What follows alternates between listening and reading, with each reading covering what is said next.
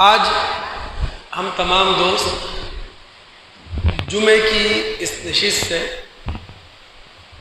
فائدہ اٹھاتے ہوئے حسب وعدہ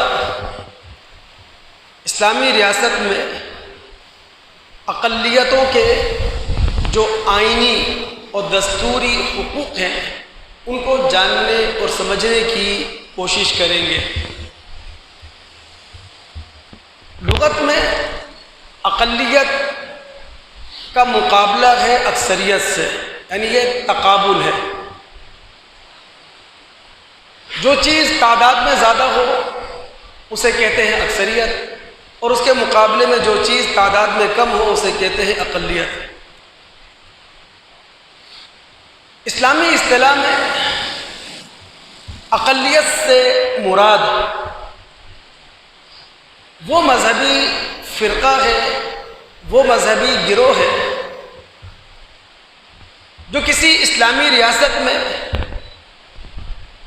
اسلام کے زیر اقتدار مسلمانوں کی اکثریت کے درمیان رہے، کسی صلح نامے، کسی معاہدے یا کسی خاص شرط پر۔ مذہب ہمیں یہ بتاتا ہے اسلامی ریاست میں جو اقلیتیں ہوا کرتی ہیں، فوجداری قوانین اور دیوانی حقوق میں اقلیتیں اور مسلم یہ یکساں ہیں، یعنی فوجداری اور دیوانی حقوق دونوں کے برابر ہیں۔ دونوں کو جان کا تحفظ حاصل ہے، ملکیت کا تحفظ حاصل ہے، آبرو کا تحفظ حاصل ہے، نجی زندگی کا تحفظ حاصل ہے، شخصی آزادی کا حق حاصل ہے۔ اسی طرح آزادی ضمیر و اعتقاد یہ حق بھی حاصل ہے، آزادی اظہار اس کا بھی حق حاصل ہے، آزادی اجتماع و تنظیم یہ حق بھی انہیں حاصل ہے۔ اور مسلم غیر مسلم کسی بھی اسلامی ریاست میں یہ آزادی بھی رکھتے ہیں کہ وہ کسی بھی سیاسی سرگرمی میں حصہ لے سکے، ظلم کے خلاف آواز اٹھا سکے، مساوات کا حق انہیں حاصل ہے، انصاف کے حصول کا حق انہیں حاصل ہے۔ تو دیوانی اور فوجداری قوانین میں کسی بھی اسلامی ریاست میں مسلم اور غیر مسلم برابر ہیں۔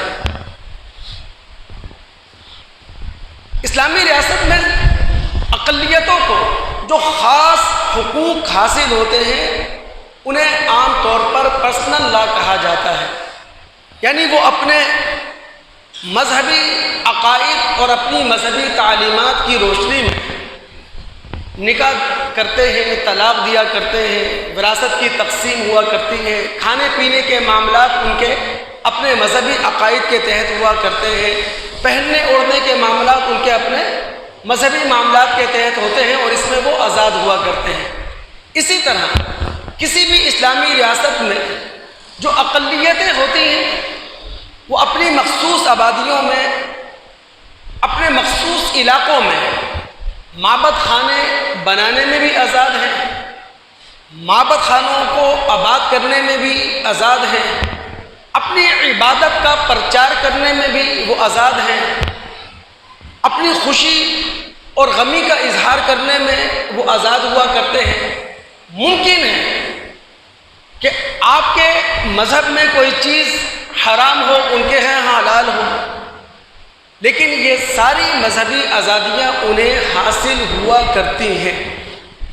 اب اگر کوئی بھی مذہبی اقلیت اسلامی ریاست میں رہتے ہوئے نہ اس معاہدے کی خلاف ورزی کر رہی ہے جس معاہدے کے تحت وہ ہمارے درمیان ہے، نہ ان صلح کی شرائط کے خلاف جا رہی ہے جن شرائط پر اس کے ساتھ صلح ہوئی ہے، اور نہ اس خاص شرط کو وہ مسئلہ بنا رہی ہے جس خاص شرط پر اسلامی ریاست نے اسے اپنے ملک میں رہنے کی اجازت دی ہے، تو اب نہ اسلامی ریاست قانونی لحاظ سے اور نہ مذہبی ریاست کا کوئی باشندہ مسلمان شخص کسی ذمہ کے خلاف کوئی کارروائی کر سکتا ہے، کسی معاہد کے خلاف کوئی کارروائی کر سکتا ہے، نہ ان کے معبد خانہ کو نشانہ بنا سکتا ہے، نہ کسی معاہد اور ذمہ کا گلا پکڑا جا سکتا ہے۔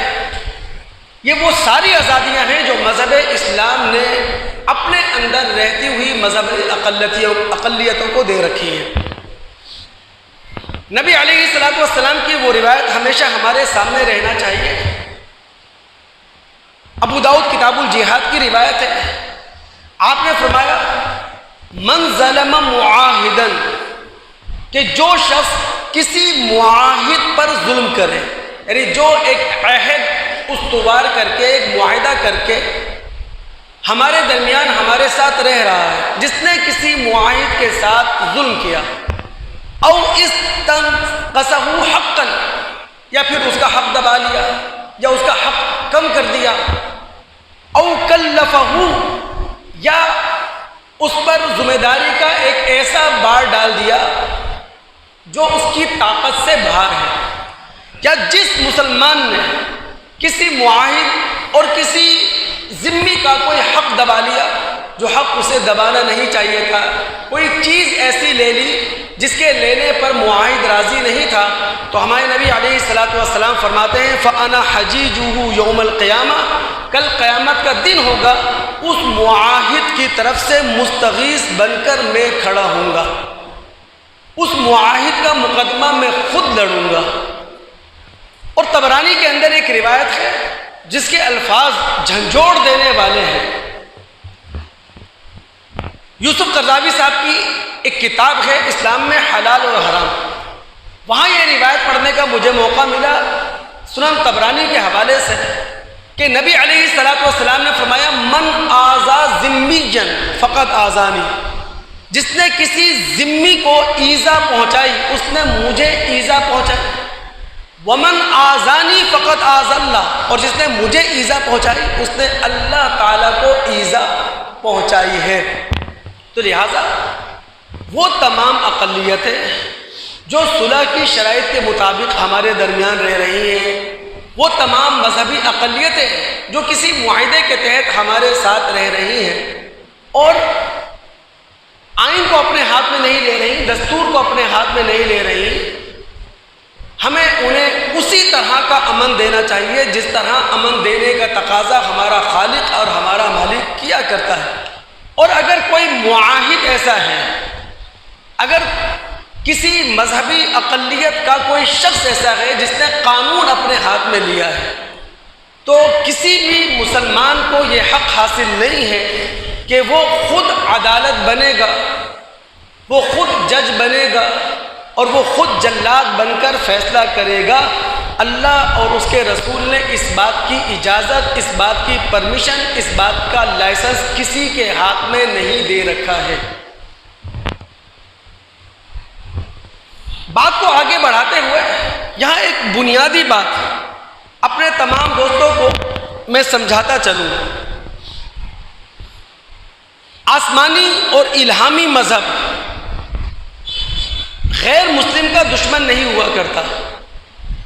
آسمانی اور الہامی مذہب غیر مسلموں کو نہ دشمن سمجھتا ہے، نہ دشمن اپنے ماننے والوں کو باور کرواتا ہے۔ آسمانی اور الہامی مذہب کبھی بھی اپنے ماننے والوں کے دلوں میں، سینوں میں غیر مسلموں کے خلاف نفرت پیدا نہیں کرتا۔ ہاں، اگر کوئی غیر مسلم ریاست ایسی ہے، کوئی غیر مسلم ایسا ہے جو ہم سے برسر جنگ ہے، یا وہ اسلام اور مسلم کے خلاف برہنہ تلوار ہے، ننگی تلوار ہے، تو پھر ہمارا رویہ اس سے مختلف ہوگا۔ لیکن عام حالات میں علی الاطلاق جنرلی حالات کے اندر مذہب اس بات کی اجازت نہیں دیتا کہ جناب کسی غیر مسلم کو اپنا دشمن سمجھا جائے گا یا غیر مسلم کو اپنا دشمن گردانا جائے گا۔ اس موضوع کے لیے صرف 2 آیات کافی ہیں تمام دوستوں کی توجہ دلانا چاہوں گا ان دو آیات کی طرف۔ سورہ ممتحنہ ہے، آیت نمبر 8 اور آیت نمبر 9 کا مطالعہ کریں۔ اللہ رب العالمین فرماتے ہیں لا ینہاکم اللہ عن الذین لم یقاتلوکم فی الدین ولم یخرجوکم من دیارکم ان تبروہم وتقسطوا الیہم ان اللہ یحب المقسطین، کہ اللہ تعالیٰ تمہیں اس بات کی اجازت نہیں دیتا وہ غیر مسلم جنہوں نے نہ تم سے مذہبی جنگ کی، وہ غیر مسلم جنہوں نے نہ تمہیں گھروں سے نکالا کہ تم ان کے ساتھ انصاف کرو، بلکہ تمام وہ غیر مسلم جو مذہبی حوالے سے ہمارے دشمن نہیں ہیں، جنہوں نے کبھی بھی مسلم کو یا اسلام کو دشمنی کی نگاہ سے نہیں دیکھا، ہم ان کے ساتھ انصاف کریں گے، ہم ان کے ساتھ احسان کریں گے، ہم ان کے ساتھ خوشگوار تعلقات رکھیں گے، ہم ان کے ساتھ حسن سلوک کریں گے۔ اب اگلی آیت میں اللہ کیا فرماتے ہیں؟ انما ینہاکم اللہ عن الذین قاتلوکم فی الدین واخرجوکم من دیارکم ان تولوہم ومن یتولہم فاولئک هم الظالمون۔ ہاں اللہ تعالیٰ ایسے غیر مسلموں کے ساتھ دوستی سے روکتا ہے، ایسے غیر مسلموں کے ساتھ تعلقات استوار کرنے سے روکتا ہے، ایسے غیر مسلموں کے ساتھ معاملات بہتر کرنے سے روکتا ہے کہ جو اسلام اور مسلم کے خلاف ننگی تلوار بنے ہوئے ہیں، جو مذہبی لڑائیاں تم سے لڑ رہے ہیں، جو تمہیں تمہارے گھروں سے نکال باہر کر رہے ہیں، تو کبھی بھی آسمانی اور الہامی مذہب غیر مسلم کو نہ دشمن سمجھتا ہے اور نہ غیر مسلم کو دشمن باور کرواتا ہے۔ اب غور کریں، ہمارے نبی محمد الرسول اللہ صلی اللہ علیہ وسلم مکہ سے ہجرت کر کے مدینہ جا رہے ہیں، اور یہ نبی علیہ الصلوۃ والسلام کی اسلامی تحریک کا بڑا نازک مرحلہ ہے، بڑا نازک موڑ ہے۔ ہم سب جانتے ہیں کہ نبی علیہ الصلوۃ والسلام نے کن حالات کے اندر ہجرت کی تھی۔ آپ صلی اللہ علیہ وسلم کے لیے یہ اتنا حساس معاملہ تھا، اتنا خطرناک معاملہ تھا کہ اللہ کے رسول مکہ سے نکل کر ڈائریکٹ مدینہ کی طرف نہیں گئے، بلکہ مخالف سمت میں جا کر اللہ کے رسول صلی اللہ علیہ وسلم نے غار ثور میں پناہ لی ہے۔ اللہ کے رسول وہاں جا کر چھپے ہیں، اور مکہ کے کتنے لوگ ہیں جو نبی علیہ الصلوۃ والسلام کو ہر جگہ تلاش کرتے پھر رہے ہیں۔ اللہ کے نبی علیہ الصلوۃ والسلام نے اپنے اس ہجرت مدینہ میں کس کو گائیڈر بنایا تھا؟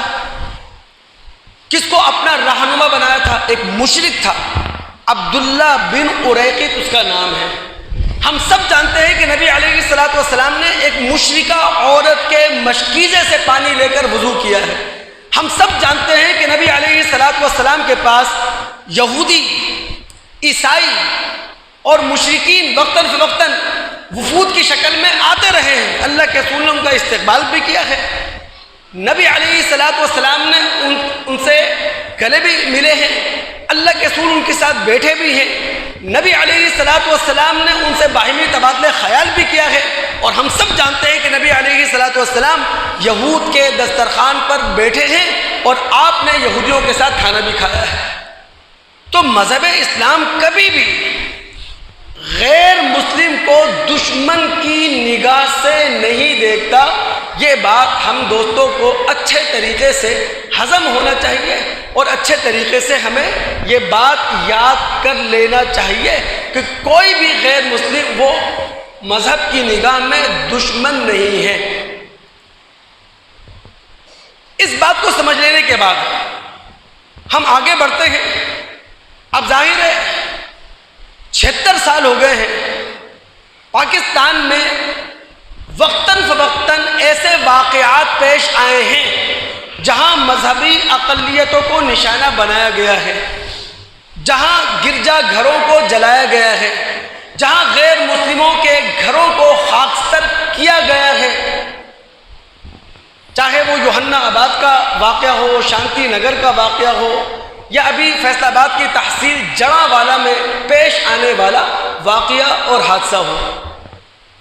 ہمارے سامنے سوال یہ ہے کہ ایک مسلم ریاست میں جو لا الہ الا اللہ کی بنیاد پر قائم ہوئی ہے، ایسے واقعات کی روک تھام کیسے کی جا سکتی ہے، اس طرح کے واقعات کو لگام کیسے ڈالی جا سکتی ہے؟ چونکہ اگر میں نبی علیہ الصلوۃ والسلام کی صرف یہ حدیثیں سناتا چلا جاؤں کہ اقلیتوں کے کیا حقوق ہیں، ذمیوں کے کیا حقوق ہیں، معاہد کے کیا حقوق ہیں، تو بات اتنی آسانی سے سمجھ میں نہیں آئے گی۔ لیکن اگر مسئلے کی جڑ کو پکڑ لیا جائے کہ جناب ایسے واقعات ہم کسی غیر مسلم ریاست کے اندر برداشت نہیں کر سکتے، مسلم ریاست کے اندر مذہبی اقلیتوں کے ساتھ اس طرح کا ناروا سلوک کس طرح برداشت کر لیں، تو ہمیں جڑ تک پہنچنا ہے، بنیاد تک پہنچنا ہے کہ اس طرح کے واقعات کی روک تھام کیسے کی جا سکتی ہے۔ تمام دوست دل دماغ ہاتھ سے رکھ کر اور عمل کا ارادہ لے کر، عمل کی نیت لے کر یہاں بیٹھے ہیں۔ دیکھیں، اس طرح کے واقعات کو روکنے کی جو سب سے پہلی ذمہ داری ہے وہ ہے ریاست کی، کہ ریاست اس طرح کے واقعات کی روک تھام کرے۔ اقلیتوں کی جان محفوظ ہے، ان کا مال محفوظ ہے، ان کی آبرو محفوظ ہے، ان کے معبد خانے محفوظ ہیں، ان کی عبادت گاہیں محفوظ ہیں، یہ ریاست کی ذمہ داری ہے۔ یہ جو جزیے کا لفظ ہم بار بار سنا کرتے ہیں عام طور پر، تو کبھی آپ نے جاننے کی کوشش کی ہے کہ یہ جزیہ ہے کیا جو کوئی اسلامی ریاست اپنے ساتھ رہتے ہوئے، اپنے درمیان رہتے ہوئے غیر مسلموں سے وصول کرتی ہے؟ یاد رکھیے کہ جزیہ اس ٹیکس کا نام ہے جو غیر مسلم اسلامی ریاست کو اس لیے دیا کرتے ہیں کہ ان کی جان محفوظ رہے، ان کا مال محفوظ رہے، ان کی عزت محفوظ رہے۔ جنگ یرموک ایک بڑی لڑائی تھی۔ ابو عبیدہ بن جراح رضی اللہ تعالی عنہ نے یہ محسوس کیا کہ جب ہم جنگ یرموک میں اتر جائیں گے تو دمشق اور حمص کا اس طرح تحفظ نہیں کر سکیں گے جس طرح تحفظ کرنا چاہیے، اور دمشق اور حمص میں بہت سارے غیر مسلموں نے ہمیں جزیہ اس لیے دے رکھا ہے کہ ہم ان کے جان، مال، عزت و آبرو کو تحفظ دیں۔ تو انہوں نے جنگ یرموک میں جانے سے پہلے دمشق اور حمص کے غیر مسلموں کو ان کا جزیہ یہ کہہ کر واپس کر دیا تھا کہ بھائی ہماری مصروفیت اس بات کی اجازت نہیں دے رہی کہ ہم تمہاری جان، مال، عزت و آبرو کا تحفظ کریں، لہذا جو جزیہ ہم نے تم سے لیا تھا، جو ٹیکس ہم نے تم سے لیا تھا، یہ ریٹرن کرتے ہیں آپ کو، واپس کرتے ہیں آپ کو، یہ ہے جزیہ۔ تو ریاست کی بنیادی ذمہ داری سب سے پہلے ہے۔ لیکن دوستو کیا کر سکتے ہیں؟ پاکستان کا المیہ یہ ہے، دماغ حاضر رکھیں آپ، ہو سکتا ہے جو کوئی بات میں آپ کے دل میں اتار جاؤں۔ پاکستان کا المیہ یہ ہے کہ یہاں 76 سال سے ریاستی طاقتوں نے ہمیں اندھے جذبات کی آگ پر بٹھا کے رکھا ہوا ہے۔ ان اندھے جذباتی آگ کا نام کہیں فرقہ پرستی ہے، کہیں اندھے جذبات کی آگ کا نام قوم پرستی ہے، اور کہیں اندھے جذبات کی آگ کا نام وطن پرستی ہے۔ اب دیکھیں نا، کہنے والا اگر کہے کہ بھائی پاکستانی قوم بھوک سے بلبلا رہی ہے، مہنگائی نے ان کا گلا پکڑا ہوا ہے، بے روزگاری نے ان کے پیروں کو جکڑا ہوا ہے، تو ریاستی طاقتیں ہم سے کہتی ہیں پریشان ہونے کی ضرورت نہیں ہے، ہم ایٹمی طاقت ہے۔ کوئی کہنے والا کہے کہ جناب ہمارے ریاستی ادارے، ہمارے جمہوری ادارے، ہمارے سیاسی ادارے زبوں حالی کا شکار ہیں، دیوالیہ پن کا شکار ہیں، بانجھ ہو چکے ہیں، تو ریاستی طاقتیں ہمیں بڑی تسلی دیتی ہیں، جناب کوئی مسئلہ نہیں ہے، ہمارے پاس شاہین ہے، ہمارے پاس غوری ہے۔ اور اگر کہنے والا کہے کہ پوری پاکستانی قوم من حیث المجموع بد اخلاقی اور بددیانتی کے گہرے کنویں میں ہے، تو پھر ایک مرتبہ ہمارے منہ میں ایک نغمہ دے دیا جاتا ہے کہ جناب نعرے تکبیر اللہ اکبر، سارے نغمے اسی پہ آتے ہیں نا، نعرے تکبیر اللہ اکبر، ایک نغمہ ہمارے منہ میں دے دیا جاتا ہے، کوئی مسئلہ نہیں، پریشان نہیں ہو۔ تو 76 سال سے جذبات کے، اندھے جذبات کی آگ پر ہمیں بٹھایا ہوا ہے انہی ریاستی طاقتوں نے۔ اللہ رب العالمین رحم فرمائے۔ دوستو واللہ میں مذہب کا طالب علم ہوں،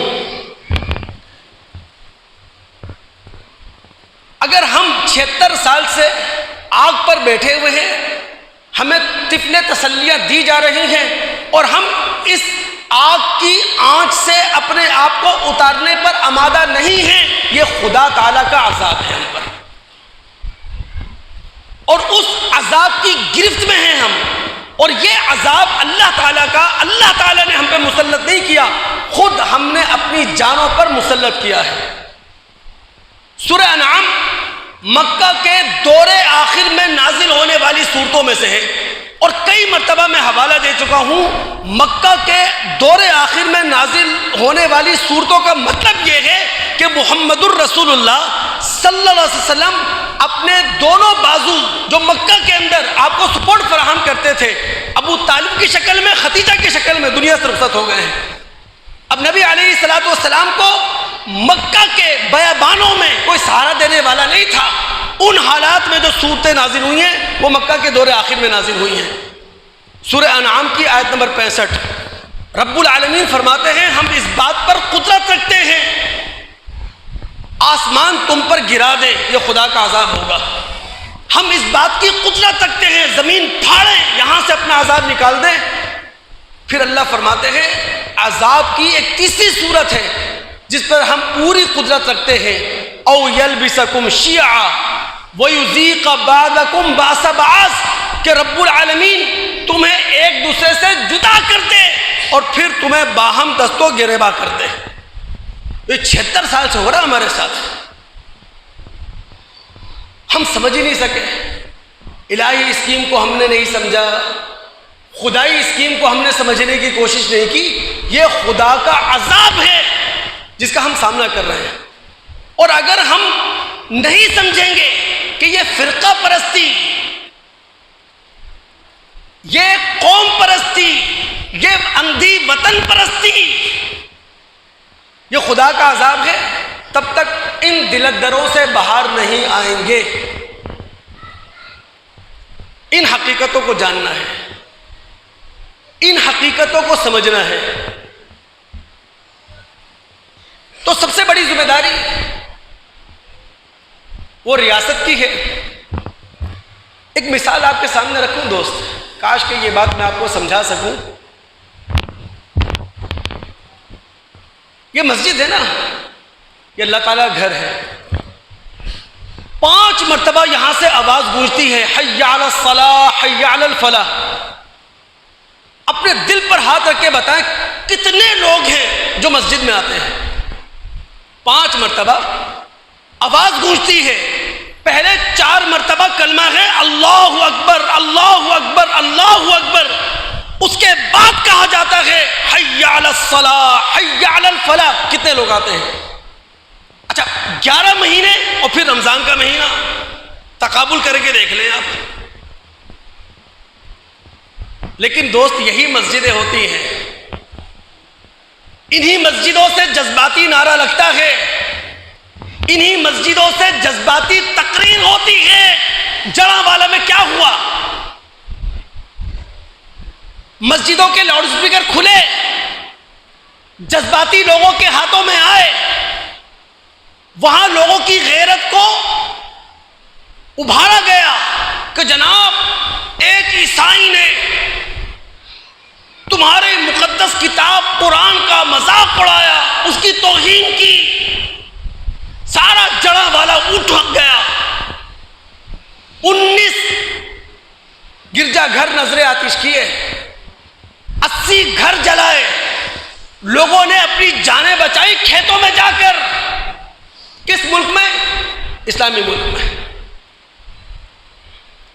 اس کا مطلب یہ ہوا کہ خدا کی آواز آئی، اللہ اکبر کی صدا بلند ہوئی تو کان بہرے، لیکن ایک جذباتی نعرہ لگا، ایک جذباتی تقریر ہوئی اسی مسجد سے، لوگ اٹھے اور چل پڑے.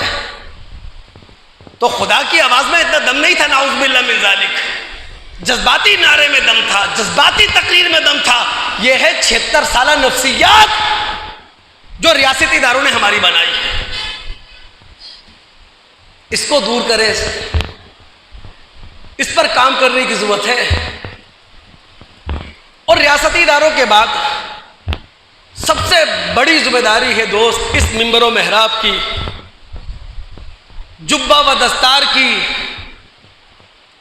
علماء دین کی. دیکھیں علماء ورثۃ الانبیاء، انبیاء علیہم الصلاۃ والسلام کی علمی میراث کے وارث ہیں. میں سمجھتا ہوں پاکستانی علماء کی سب سے بڑی ذمہ داری یہ ہے کہ وہ لوگوں کو رواداری کا درس دیں. اگر ہر فرقے کا عالم، اگر ہر مسلک کا عالم اپنے فرقے اور مسلک کے لوگوں کو دعوت کا قرآنی طریقہ سمجھا دے، اختلاف کا قرآنی طریقہ سمجھا دے، یہ عالم کی بہت بڑی خدمت ہے کہ اس نے مذہب اسلام کی ہے. آپ الحم سے لے کے والناس تک پورا قرآن پڑھ جائیں، اللہ کی قسم انبیاء علیہم الصلاۃ والسلام کا طریقہ دعوت موجود ہے. وہ لوگ میدان عمل میں اترے ہوئے، لیکن ایک نبی آپ کو ایسا نہیں ملے گا قرآن میں جو فرعون کے سامنے کھڑا ہے، نمرود کے سامنے کھڑا ہے، ابو جہل کے سامنے کھڑا ہے. دعوت کے میدان میں اس کے ماتھے پر شکن آئے گی. نہ وہ مفتعل نظر آئے گا، نہ وہ جذباتی نظر آئے گا، نہ وہ غسیلہ نظر آئے گا، وہ ٹھنڈا نظر آئے گا. بلکہ قرآن تو ہم سے کہے گا وَلَا تُجَادِلُوا اہل الکتاب الا باللتی احسن. اگر تم نے اہل کتاب سے، یہود و نصارہ سے مجادلہ کرنا ہے، مباحثہ کرنا ہے، ڈائلاگ کرنا ہے، احسن انداز میں. زبان میٹھی ہونا چاہیے، رویہ بڑا شائستہ ہونا چاہیے، خوشگوار محفل ہونا چاہیے، پیار و محبت بانٹتا ہوا ماحول ہونا چاہیے. قرآن کے دلائل وہ کسی کے دماغ میں اتارے جائیں، وہ کسی کے دل میں اتارے جائیں. تو علماء کرام کی سب سے بڑی اور بھاری ذمہ داری یہی ہے کہ اپنے فرقے، اپنے مسلک کے لوگوں کو اختلاف کرنے کا قرآنی طریقہ سمجھائیں. اب دماغ حاضر ہے دوست آپ کے، میں وہ قرآن میں لے کے اتر رہا ہوں. یہ بات جو میں کہہ رہا ہوں نا، یہ قرآن سے آپ کو سمجھا رہا ہوں. ہم سب جانتے ہیں 6 ہجری میں صلح حدیبیہ ہوئی ہے. صلح حدیبیہ کا پس منظر کیا ہے؟ ہمارے نبی علیہ الصلوۃ والسلام نے خواب میں اپنے آپ کو عمرہ کرتے ہوئے دیکھا. اللہ کے نبی صلی اللہ علیہ وسلم اس خواب کی تعبیر تلاش کرنے کے لیے 1400 صحابہ کو لے کر نکلے ہیں. مکہ کے قریب پہنچے ہیں، 18-19 کلومیٹر کا فاصلہ رہ گیا ہے حدیبیہ اور مکہ کے درمیان. وہاں آپ کو روک لیا گیا، آگے جانے نہیں دیا گیا. معاہدہ ہوا صلح حدیبیہ. ہم سب جانتے ہیں ان شرائط سے نبی علیہ السلام اور آپ کے کچھ صحابہ مطمئن تھے. اکثر صحابہ ان شرائط سے مطمئن نہیں ہو پا رہے تھے، چونکہ بظاہر دیکھنے میں وہ گری پڑی شرائط تھی، مخالف مسلم شرائط تھی. لیکن یہاں سوچنے والی بات یہ ہے 1400 صحابہ کو جو عمرے سے روکا گیا وہ احرام کی 2 چادروں میں تھے. عرب روایت کے مطابق صرف ایک تلوار انہوں نے لی ہوئی تھی. انہیں عمرہ کرنے سے روکا عرب آئین کے خلاف، عرب دستور کے خلاف، عرب مذہبی روایات کے خلاف. پھر ان 1400 صحابہ میں بہت سارے وہ صحابہ ہیں جن کا آبائی شہر کیا ہے؟ مکہ. جن کا آبائی گھر کہاں ہے؟ مکہ. جن کی جائیدادیں کہاں ہیں؟ مکہ. جن کے تعلقات دار کہاں ہیں؟ مکہ میں۔ اب آپ مجھے بتائیں، کیا ان 1400 صحابہ یا ان کی بیشتر تعداد میں اشتعال نہیں ہوگا مشرکین کے خلاف؟ غصہ نہیں ہوگا مشرکین کے خلاف کہ کہاں 200-250 کلومیٹر کا یا 200-250 میل کا سفر کر کے وہ لوگ مدینہ سے مکہ آئے، اور عرب دستور کے خلاف، عرب مذہبی روایت کے خلاف انہیں عمرہ نہیں کرنے دیا گیا۔ مسلمانوں میں اشتعال تھا، مسلمانوں میں غصہ تھا۔ اب آپ پڑھیں جا کے سورہ مائدہ کا پہلا رکوع، اللہ کیا کہہ رہا ہے؟ یا ایھا الذین آمنوا لا تحلوا شعائر اللہ ولا الشہر الحرام ولا الہدی ولا القلائد ولا آمین البیت الحرام یبتغون فضلا من ربہم ورضوانا۔ اے وہ لوگوں جو ایمان لے کر آئے ہو، تم خدا پرستی کی نشانیوں کو اپنے لیے حلال نہ جان لو، تم حرمت والے مہینوں میں سے کسی حرام مہینے کو حلال نہ کر لو، تم قربانی کے جانوروں پر دست درازی نہیں کر سکتے، تم ان اونٹوں کے خلاف بھی کوئی کارروائی نہیں کر سکتے جن اونٹوں کے گلوں میں خدا پرستی کی نشانی کے طور پر پٹے ڈلے ہوئے ہیں، اور نہ تم ان لوگوں کے خلاف، مشرکین کے خلاف ایکشن لے سکتے ہو جو تمہارے مقبوضہ علاقوں سے گزر رہے ہیں احرام کی چادروں میں، بیت اللہ جا رہے ہیں عمرہ کرنے کے لیے، اپنے رب کی رضا تلاش کرنے کے لیے، اپنے رب کا فضل تلاش کرنے کے لیے۔ آگے الفاظ غور کیجئے، وَلَا يَجْرِمَنَّكُمْ شَنَآنُ قَوْمٍ أَن صَدُّوكُمْ عَنِ الْمَسْجِدِ الْحَرَامِ أَن تَعْتَدُوا۔ اے مسلمانوں، ٹھیک ہے مشرکین مکہ نے تمہارے لیے مکہ کے دروازے بند کر دیے تھے، بیت اللہ کے دروازے بند کر دیے تھے، لیکن کسی قوم کی دشمنی تمہیں اس بات پر آمادہ نہ کرے، کسی قوم کی دشمنی سے اتنا مشتعل نہ ہو جاؤ کہ تم بھی بدلے میں ان کے لیے دروازے بند کر دو بیت اللہ کے۔ پھر آگے الفاظ وَتَعَاوَنُوا عَلَى الْبِرِّ وَالتَّقْوَى۔ اے مسلمانوں، نیکی اور تقوی کے کاموں میں ایک دوسرے کی مدد کیا کرو۔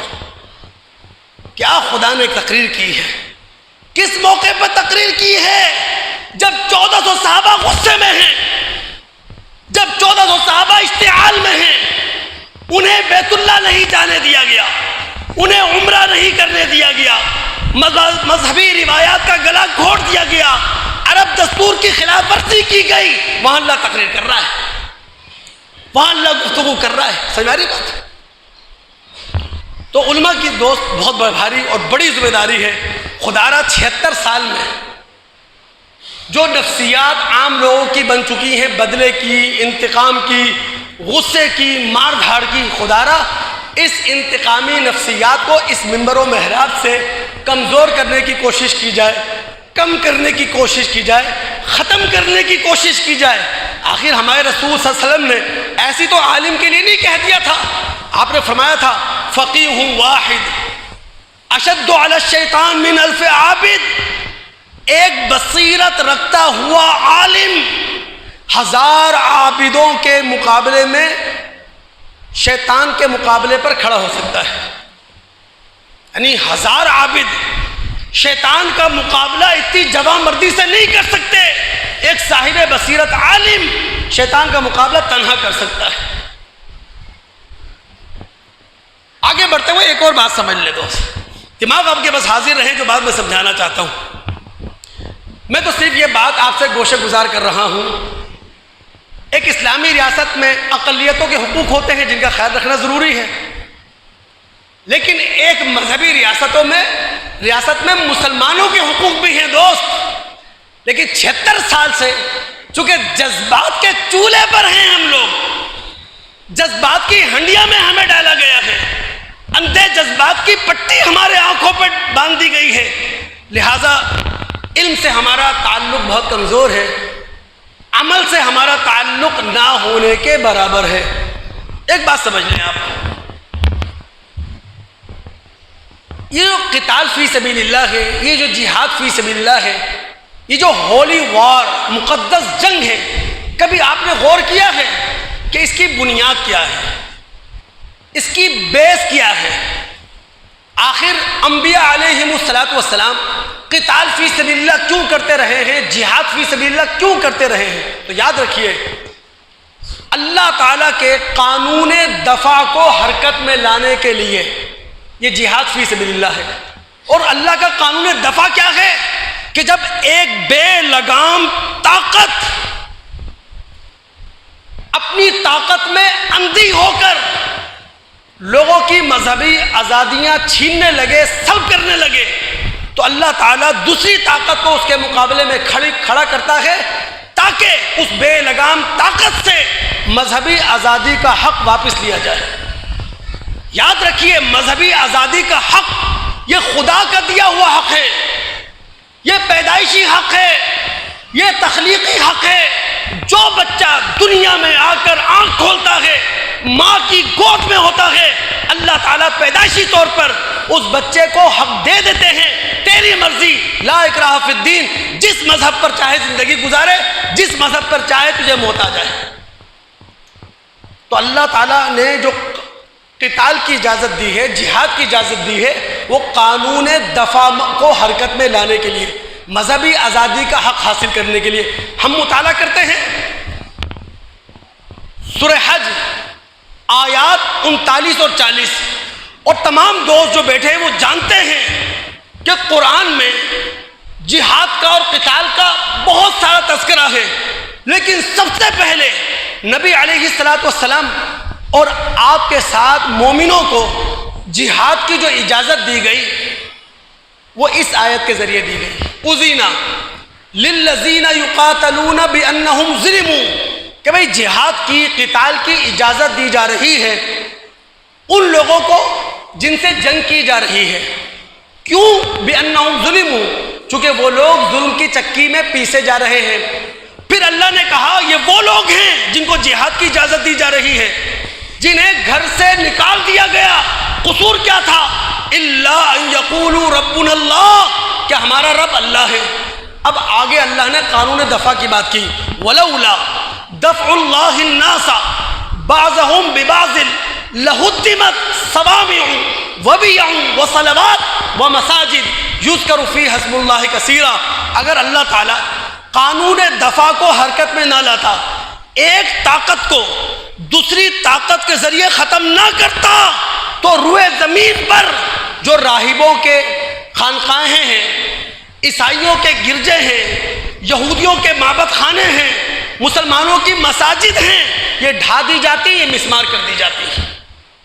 یعنی انبیاء علیہم السلام نے، صلحاء نے، ہمارے نبی نے، ہمارے صحابہ نے جو جہاد کیا ہے وہ شر اور شیطان کی طاقت کو مٹانے کے لیے، تاکہ دنیا کے ہر انسان کو مذہبی آزادی کا حق حاصل ہو جائے، خانقاہیں موجود رہیں، گرجے موجود رہیں، یہودی معبد خانے موجود رہیں، مسلمانوں کی مساجد محفوظ رہیں۔ تو دوستو جہاد بھی اس لیے کیا جاتا ہے، لوگوں کو مذہبی آزادی کا حق دلوانے کے لیے۔ تو اب ہم مسلمانوں کو تھوڑا خیال ہونا چاہیے دوست، اب ہمیں ہوش میں آ جانا چاہیے۔ کب تک اندھے نعروں کے پیچھے ہم بھاگیں گے؟ کب تک اندھی بہری تقریروں سے ہم متاثر ہوں گے؟